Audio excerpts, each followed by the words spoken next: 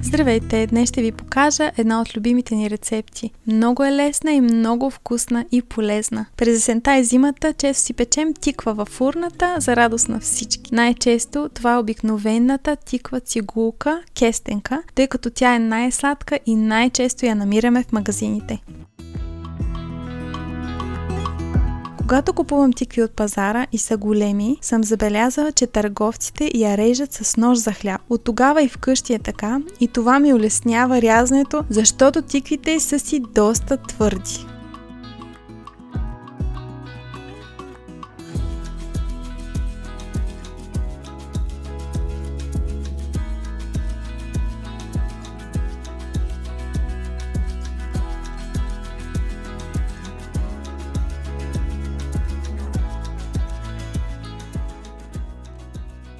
Когато избирам тиква, внимавам да е твърда, тежка, а не куха, да няма петна и да не се е съсухрила. В случая качеството и избора на тиква са много важни.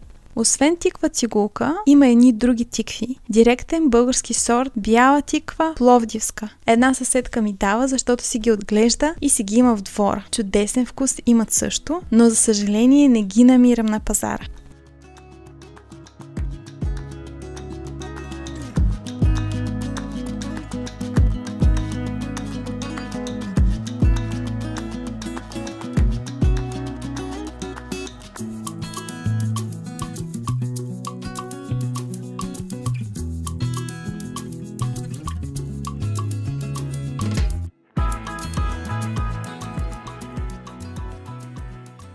Тиквата пека само с мед, а не с захар. И то не винаги. Когато попадна на по-сладки тикви, направо си я слагам във фурната без нищо.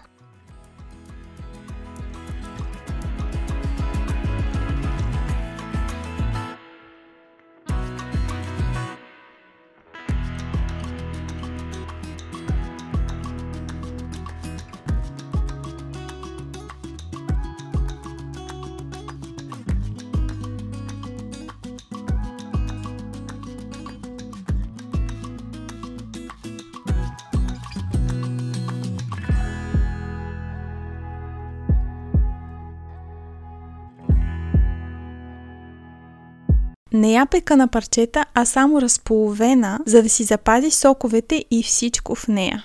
След като изчистя семките, леко я намазвам отстрани и в средата с малко мед и я слагам на 220 градуса за 15 минути, докато хубаво се стопли и започне печенето. След това намалявам на 170 градуса и така поне 45 минути. Така хубаво се опиша, омеква и си пуска сока в кладенчето. Ах, този сок е толкова вкусен, че нямам думи.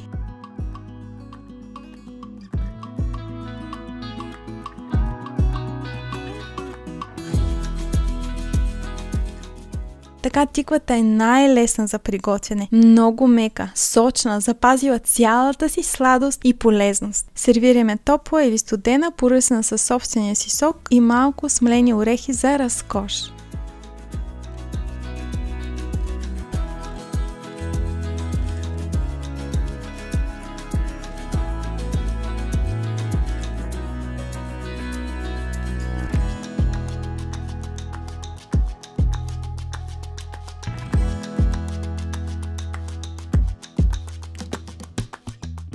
Когато имам малко повече време, смивам семките и всичко друго в блендер с 2 чаши вода, около 500 мл, прецеждам и се получава много хубава, свежа и вкусна напитка.